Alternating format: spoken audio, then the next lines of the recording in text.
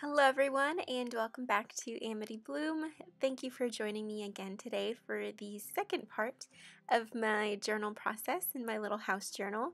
The final flip through of my completed house journal will be shared later this week as well, so I can't wait to show you the finished product.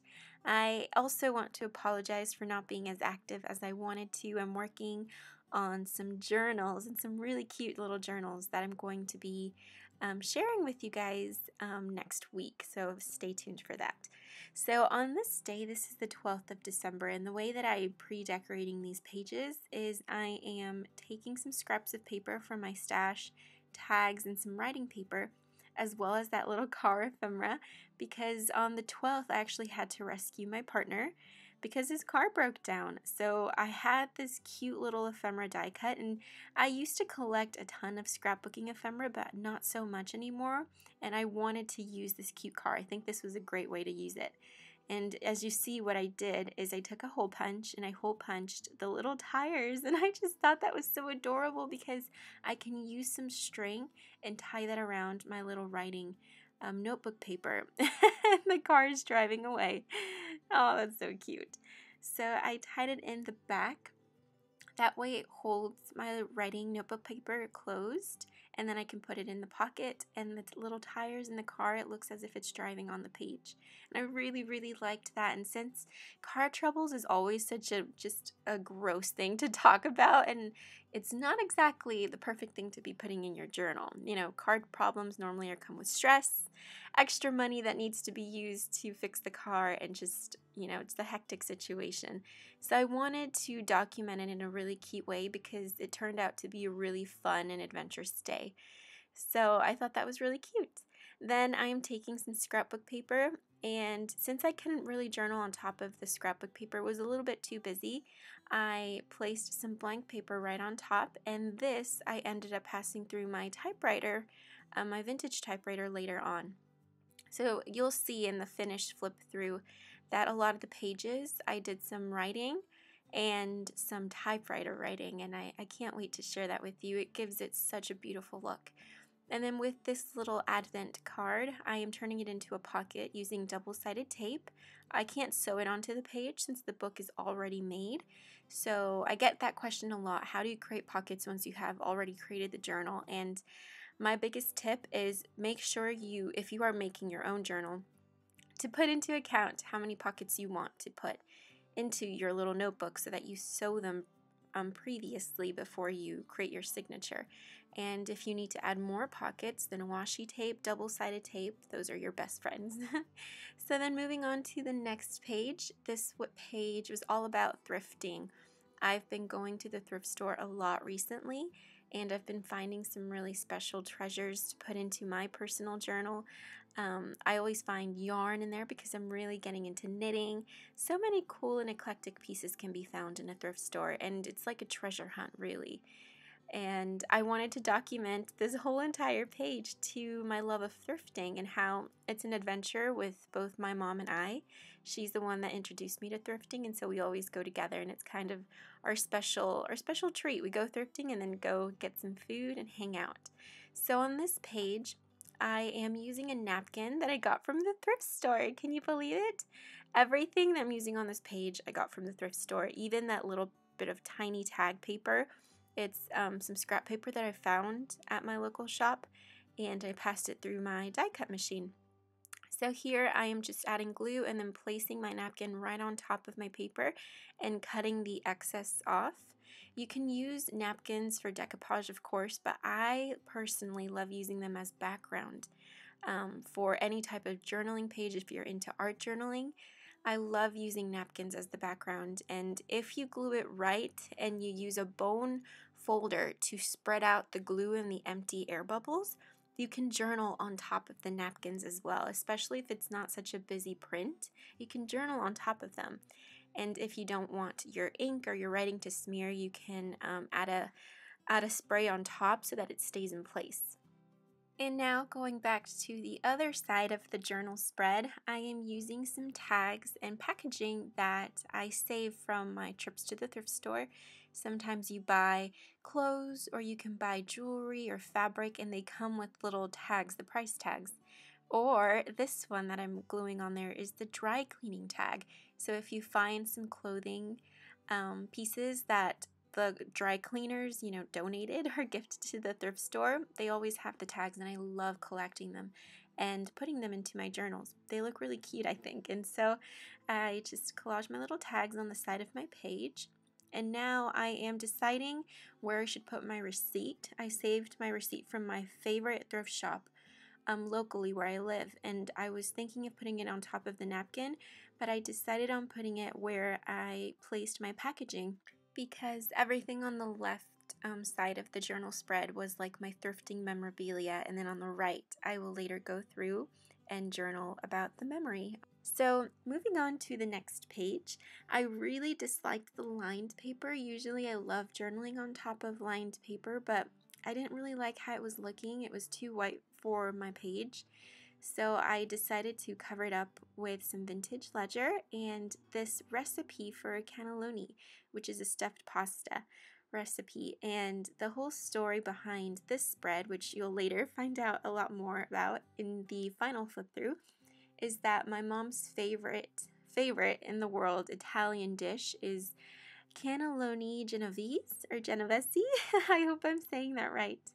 But we go to this Italian restaurant locally to us, and they have the best cannelloni. And we've been going there, I think, since I was in middle school, so almost a decade now, I think. And I wanted to dedicate this page to it because we always make sure to at least a couple times a month, maybe. If we're good, we only go once. And we love just having dinner and enjoying our cannelloni together. And since the left side of the page has the recipe, I needed to make sure that on the right side of the page I would be including some kind of journaling. And sometimes you don't even have to journal. Honestly, because it's my journal, when I turn to this page, I know what it's about. I know that it's about my mom and I's love for cannelloni, and I really wouldn't need to journal about anything. It's that important to me that I know. But because this is a process video, I want to give you guys some tips. Sometimes, I know I feel it, you feel guilty if you don't document a full paragraph to a specific memory, but honestly, sometimes the least amount of words that you can put onto a page, just the memory, your memorabilia, your pictures, that speaks more than words. So that's why my favorite way of journaling into my little notebooks and journals is by adding little tags, floating pockets, and my own handmade ephemera onto my pages. It makes it more interactive, and let's face it, it's another excuse to play with our yummy little crafting supplies. So this is the 14th of December, and I'm using the little 14 number and putting it on my tag, but I later take that off and put it into the tuck spot that I'm creating right now. This is a Christmas card from a scrapbooking line. I cut out the little triangle in the corner, and I'm going to be turning that into a tuck spot. And just to give it a little bit more emphasis, since there's a lot of black going on in the recipe and the music notes, I wanted to outline, and that's something that you'll see later in the flip through. I outline a lot of my tags and journaling pages just to give it more contrast. And then I switched my 14 over to the tuck spot. I needed to trim off a little bit more of the tag so that it fit nicely. Since this is a house-shaped journal, I don't want so many little pieces sticking out and ruining the house silhouette. So I am just adding the little string up at the top, and my page is basically done. All I have left to do is just journal about the memory and tuck it into the little text spot that I made. So moving on, this is actually another day, and I fast forward to day 20 since I did fill out some pages on my own time. And so on the 20th of December, I spent a lot of time with my siblings. I have two little siblings, one sister and one brother. And that little scrap piece of paper reminded me of a little pile of snow. Of course, it has the little doodles on it, but it all goes with the journaling because I chose these little ephemera pieces. These snowmen ephemera scrapbooking pieces. One of them is a little boy and one's a little girl, symbolizing my brother and my sister. So I will journal about them on that page. And then moving on to the next page, I wanted to cover up the back piece. I thought it was a little bit too busy, I couldn't really journal on top of it, and I didn't really like the overall look of it. So I'm going through my scrap pieces, and I pulled out this paper from my Magnolia Rose paper bundle. I am just trimming down the piece of paper so that it fits my house journal a lot better. And a standard rule of thumb is if you don't like the page that you're working on, if there's something about the paper or the decorative elements that you don't like, just cover it up either with fabric or with paper. So I am just going to be cutting off the excess. That's the easiest way I think it is to cover up a page, is just to glue the whole entire page and cut off the excess. And now I have a page that inspires me, a page that looks really beautiful to me, and that makes me want to continue to journal and decorate it even more. So going with the theme of using vintage papers, I have decided to use my music paper scraps since I have so many of those lying around, and this journaling card that mimics a postcard. It's not a real one, of course, and I thought it would be the cutest thing to cut up the 21 from the journaling card and place it as the stamp. I just thought that was so cute, and that was one of my favorite pieces of this page. I'm turning that postcard into a pocket because I can't sew onto my pages. I'm using double-sided tape to make it a little pocket. I actually end up removing the postcard altogether in the end, and you'll see why. But I still keep that same style of having the number be the stamp. So what I'm doing now is I am fuzzy cutting around that Christmas snow globe from my Christmas Advent cards, and I'm just playing around with my Christmas scrapbooking ephemera. I was taking it very literal, which is what I ended up not liking at the end about this page, which you'll see later on. I actually removed everything that I am gluing onto the page right now. But I ended up deciding on to not take things too literally. I don't have to use just Christmas ephemera that has Christmas trees on it or presents. I can make my own. And I pulled out my scraps that I had left over from wrapping paper, some of them from my winter crystal collection, just random bits of paper that you see on my desk. And I punched them out with a circle punch to imitate an ornament. And then I cut the ornament in half, and I'm using my little tiny, those little small pieces of scrap paper that you think you'd never use. I cut them down, and that's going to be the middle part of my ornament. So I made a paper ornament on the side of my page, and I loved, truly loved how this page turned out because of that, because of the imperfection.